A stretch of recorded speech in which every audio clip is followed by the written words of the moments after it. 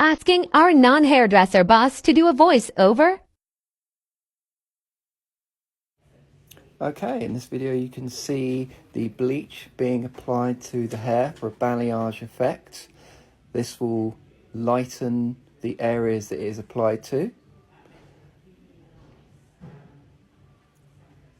Bleach is now being washed off and a toner applied through.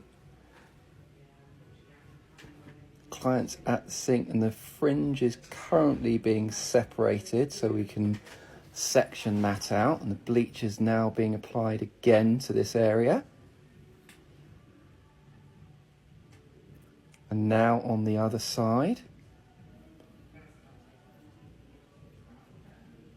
Now applying an Olaplex treatment. This is a bond multiplier to reduce any breakage. And now for the toner. The toner is applied to ensure that remove any yellow tones from the colour. Her client a trim, and here's the result. And the before and after.